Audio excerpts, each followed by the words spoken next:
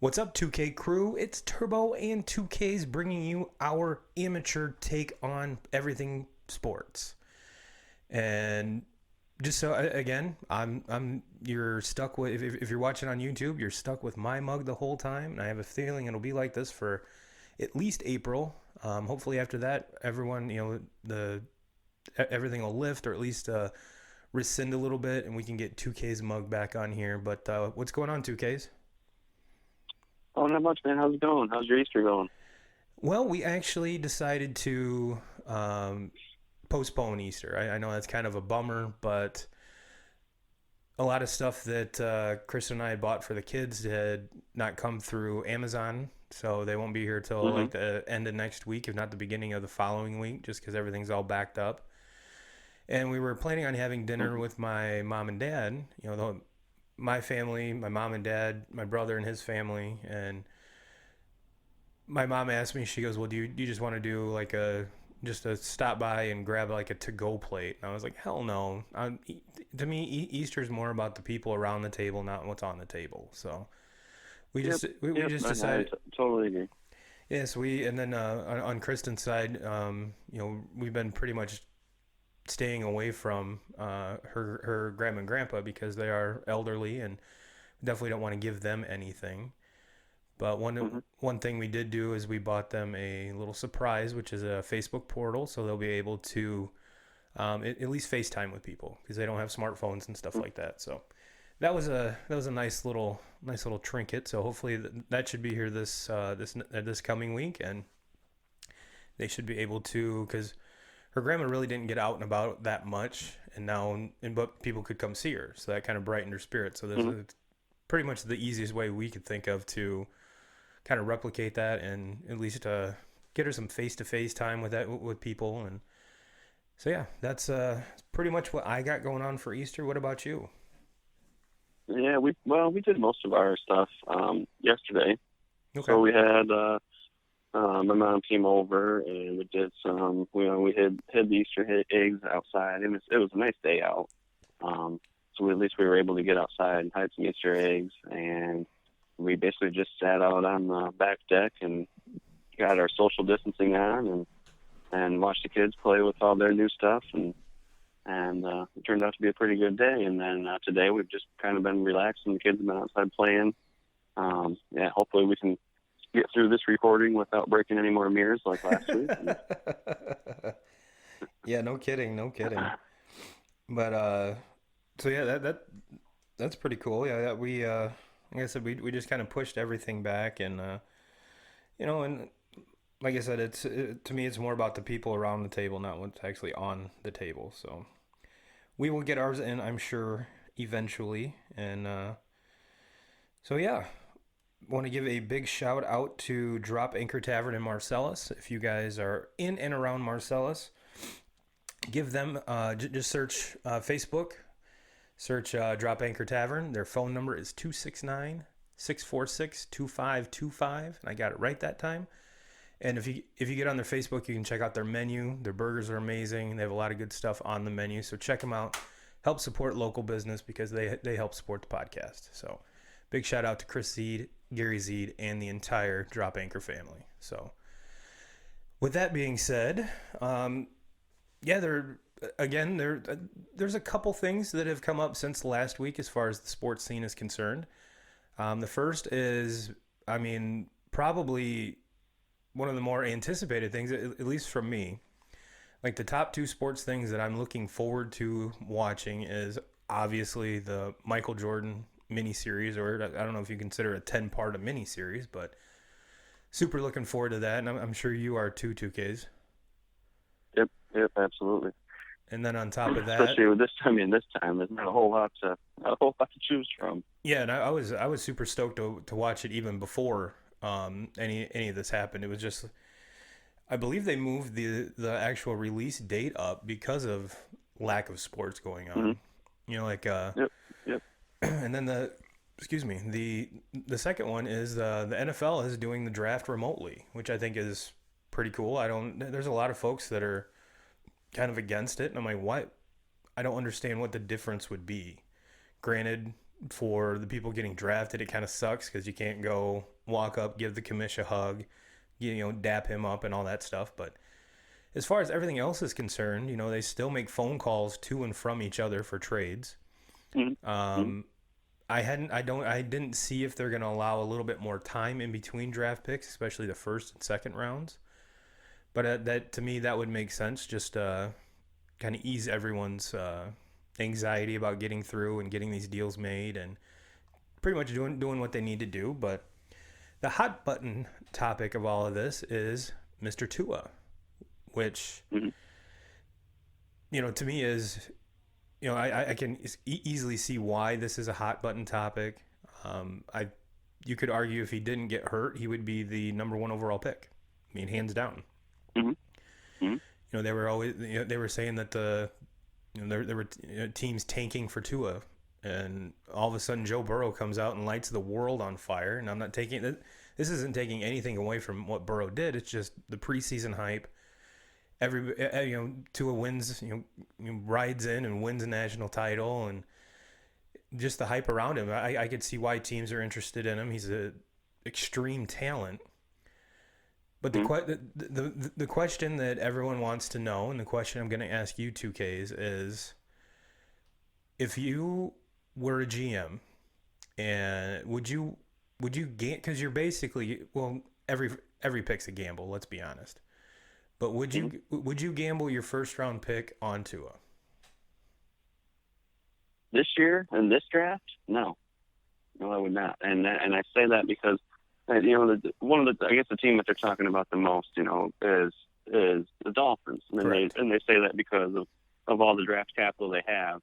They have so many picks that they can trade and they can make something happen.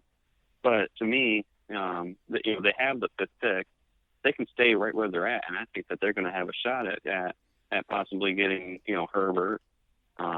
If Herbert was taken before that, they can end up with you have Jordan Love there also that I like a lot. There's so many options. I mean, in this draft alone, there's 5 or 6 quarterbacks that are potential first round guys, and with all the question marks around too, there's just so much risk there. I think that there's a chance that 10 years from now he could be the best quarterback in this draft, but there's also something tells me that 10 years from now he could be the worst quarterback taken in this draft. The biggest bust out of them all, as far as the injuries that he's went through and things like that. So this year in this draft, I just don't think that there's any way that I could trade away any of my picks, especially being in the Dolphins' shoes. You talk about a team that started playing some really good football last year down the stretch. They have a very, to me, with Flores being the coach there, they have a great coach there, and I don't think that they're very far from being a playoff caliber team, especially with all these draft picks that they have. Right. And that's kind of what every NFL analyst is saying. Well, they're saying that because the Dolphins have 2 first round picks, and I think 4 in the first 2 rounds, I believe 4 or 5, that even if they would be able to, if Tua were to be a bust, they would be able to sustain and not have a big drop off from wasting a first round pick on a player like Tua. But Mm-hmm. I'm going to go the other way. I'm going to go. I would because you kind of mentioned the risk of it. Well, it's you have to weigh the risk and reward, and with Mm-hmm. if you I would not want to be one of the GM that passed on him. I would much rather, especially with the Dolphins right now, they do have so many picks and they are so close, and you can Fitzmagic can pull absolute magic out of a hat. But how many times he's getting up there in age? Can you really trust what he's got left or what he offers? Or kind of getting back to your point, what would happen if the Dolphins traded down for Mm-hmm. and then got in the 10, 11, 12 area, and then pulled the trigger on like a Herbert, a Love, or someone like that, and Speaking of love, I was watching the Bottom Line on ESPN right before we got on, and they said there was seven head coaches that had spoke with his college coach. So he's gaining a lot of momentum, and Mm-hmm. it's going to be exciting to see where he goes as well. But Mm-hmm. the thing with Tua with me is it's not the hip; it would be the ankles and the knees. You know, Mm-hmm. he's had the two. I don't think it's microfracture surgery, but the two on both ankles. And for someone that's mobile like that and is going to absorb more hits, and the the hip injury is pretty much a fluke. You know, there's a hand. It's happened a handful of times, and now that the doctors really know how to take care of it, unlike when Bo Jackson did it, it's a lot less. I shouldn't say less. The likelihood of coming out and everything being fine goes up substantially. But the for for any well for any football player, ankles and knees can end a career really easy, or extremely diminish the returns that you're bringing because of the injuries, because you can't stay healthy. But I don't know if I could pass him up, especially with the Dolphins, especially because that's where he's been targeted this whole time. And yeah, I don't, because they really haven't had a consistent quarterback or a really good quarterback since Marino. So Mm-hmm. they've hit and missed a lot of times, a lot of times. And I Yeah. would No, I and go ahead. and I, like I said, I just I if I was the GM, I couldn't live with myself not taking taking the gamble. And then Mm-hmm. with all the other picks behind you, the 2020 draft would not be a bust if Tua was a bust, because you have so much other capital behind you, which could be use it as your insurance policy almost. Mm-hmm. Yeah. No, and it's tough because yeah, it is. It would be so hard to be able to, as a GM, live with yourself. If you left something like that out there, and then he turned out to be healthy and played the same way he's played at Alabama. But for me, it's so hard for me to get a true gauge on the guy. When most quarterbacks at the college level don't have the luxury of playing with 4 or 5 5-star receivers like he's Right. had at Alabama, and two or three powerhouse running backs, and arguably the best offensive line in college football. So it's hard to get a true gauge on him with compared to some of these other guys. And then the thing that really scares me about Tua is that he's left-handed, and Yeah. being a left-handed quarterback in the NFL and the way that schemes are, you know, in football nowadays is you don't. I mean, there's a reason why every single quarterback in the NFL is right-handed. I mean, when you start thinking about, I mean, I just think about in my lifetime, the only left-handed quarterback that I really watched that ever had any success is Steve Young. And other than that, it's all it's just that part of it scares me, and it probably scares me just because for what I just said, I've never seen it. I've Yeah. never seen it before. And you have to So kind of restructure your whole offensive line, because yeah. essentially your traditional left tackle would play on the right side to Mm-hmm. protect the backside of a left-handed thrower. Mike Vick is another one, but Mike Vick was a way different. Well, he's closer to the Tua athlete than the traditional drop back passers that we see now.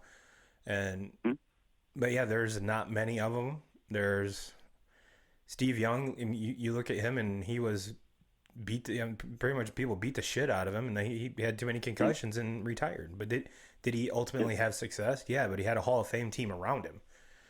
And Yeah. And as far as Vic having any success, if he would have been a drop back quarterback that would have just threw a pocket passer, like what Tua is going to be, and would have just thrown the ball, he would have never been. Mike. Let's be honest. Mike Vick was what he was because of what he could do with his feet.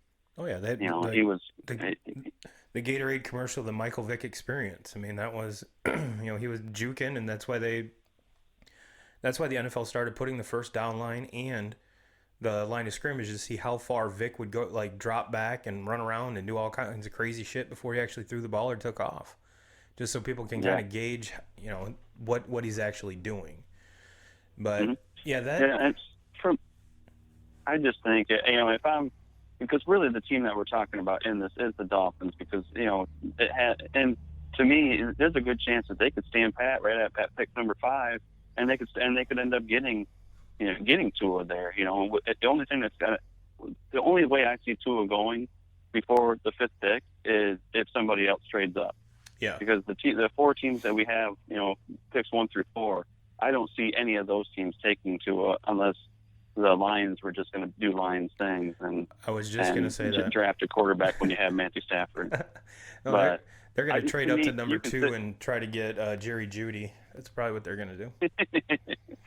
Yeah, and I've heard some people say that Washington might be a team that takes a chance on Tua. Which, man, if you're gonna take a chance and leave Chase Young there for the Lions to take, to me that's the best player in the draft. Yeah. And Yeah. and I mean, I think about last year with the Niners ending up with Bosa.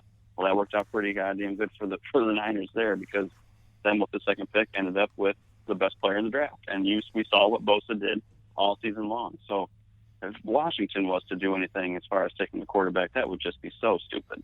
But Lions fans would have to love it. I mean, if I was a Lions fan, that's what I would be rooting for.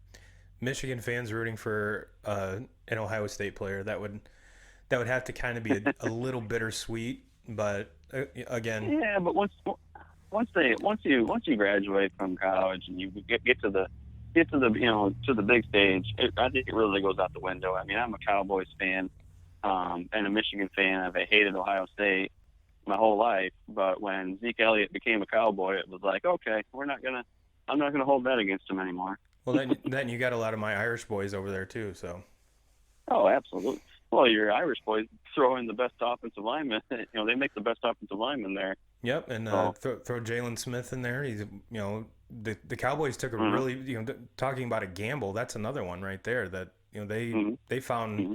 that Jalen Smith dropped in their lap in the 2nd round, and he's come around to Yep, be one of the best linebackers in football. yep, So yeah, they're offensive line, defensive line, and we've talked about the contracts there, and we'll see. Zeke on the 2nd year. You got franchise now, Mr. Dak, and everyone else is extended. So there's no more crybaby. There's no more nothing. It's pretty much put foot to ass and let's get going. And I'm sure Mike McCarthy is ready to do that and itching to do it as well. yep, yep.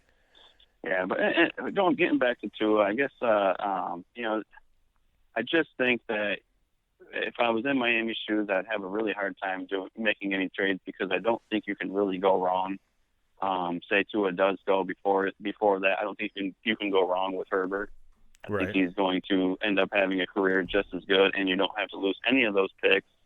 And I would rather just stand pat and not lose another one of those picks and use it on offensive line help, use it on another weapon. I mean, look how many weapons and receivers are in this draft alone. Use one of those 1st-round picks later on a receiver to go with your new quarterback. So I would have a really, really hard time. Now, if the Dolphins could make a move as far as possibly trading up to the number 1 pick and landing Burrow, then to me you're talking a whole different story. That is a player that I would. Yes. If they can move up to the 1st slot, because there's some rumblings that Burrow doesn't have any interest in playing for Cincinnati, which I don't I blame think him. it's just rumors. But at the same time, exactly, I don't blame them. But yeah, I mean, there's no question. Going into this draft, I would make the move to land somebody like Burrow. I like Burrow a lot better than Tua. Burrow to me is more. He's the safer play, obviously, and he's the more traditional. He fits the bill more. You know what I mean? And Mm-hmm. both of them are winners. I don't think you can deny that one iota. But you're right. To me, Burrow seems a lot more polished. He seems a lot more like your traditional quarterback. I mean, obviously can throw the ball. Both of them can throw the ball all over the yard. I mean, you have a quarterback in Tua that pretty much Nick Saban had to change his whole offensive scheme because this is the first time he's had a quarterback that can air it out like this, and with a stable of Mm-hmm. running backs. And it's not your traditional, ground and pound and have one receiver that's pretty much a standout. I mean, their whole receiving core is probably going to go in the first round. Yep. And Alabama didn't have that dominant running back this year, like in the traditional Saban years, where seems like there was a first round pick every year, and Mm-hmm. so yeah, you're right. To me, Burrow, I think hands down is the best quarterback in the draft, and like you said, Chase Young is the by far the best player in the draft. Yep, I totally agree. All right, so yep, it's going to be exciting, and we got a couple more weeks here until this actually goes down. So it's gonna be kind of crazy to see all the rumors, which that's this time every year, regardless if they were drafting remotely or it really would have been cool to see what they did in Vegas, where they had the plans of from what I overheard was having a lot of it being done at the fountains in front of, what is it, the Venetian, and all of the stuff right around there. So that would have been cool to watch. But I think the actual storylines and where the rumors leading up to it, because they've already started, I think you're going to see them intensify. Because A, there's nothing really else going on, but B, this draft class is crazy. It's crazy good. Mm-hmm. So. Yeah. And they're going to be able to have, like, I think that this draft, being aired on TV potentially has the potential to be really, really cool. I mean, they're going to be able to have cameras in on all these teams' war rooms, and Yeah. and I think us as fans are going to be able to watch it on TV and really get a good look at how things during the draft, kind of behind the scenes. We're used to watching what happens on the stage, but I hope that they're able to maybe have us listen in on some of these phone calls and maybe, listen in on some of these conversations that teams are having. It's kind of the stuff that I hope for, because just to kind of give us a whole different angle on what goes on during these drafts. I guess that's kind of what's intriguing to me. Well, absolutely. I 100% agree. It is, and there's plenty of time in between the draft picks to kind of peek in and see what's going on, and as opposed to just listening to, Mel Kiper and all those guys break down film of the last player taken, and it's going to be cool. It's different, and yeah, like I said, there's really not a whole lot else going on, so it's something that leads to wet our sports whistle, if you will, and kind of get something that's not speculative and not. I mean, this is going down. It is legit, so it's kind of the first thing since all this lockdown and everything started that we're actually going to be able to sink our teeth in and actually get real sports. Yeah, and it's something that we as sports fans and all of our listeners and everybody that's a sports fan, we need it. I mean, we need something that something new. You can only sit and watch so many, E60s and different documentaries and stuff, and so we need something that's actually going on. Some sports that's actually for real going on right now in the world. So I'm big time looking forward to it. So hopefully they're able to do everything that they can to put the best quality on TV for us. Absolutely, and it's ESPN, so it's going to be legit. They've been doing cool stuff for years, and I have a feeling there's going to be something up their sleeve that we're really not expecting, and it's going to be pretty badass. That's just my interpretation, if you will.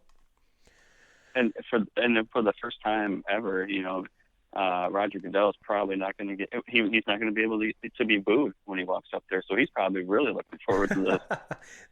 That's another good point. And with today's social distancing, the daps and hand slaps probably wouldn't go over really well right now anyway. So I can already see it though. Like Twitter's going to be full of videos of people, yes. Watching, and everybody will be booing their TV.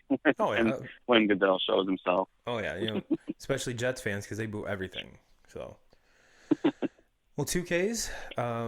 Again, I want to give a big shout out to Drop Anchor Tavern in Marcellus. So if you're in and around the Marcellus area, give them a call, 269-646-2525. Find them on Facebook to get the menu. Give them an order. Help out a local business because they help out the podcast.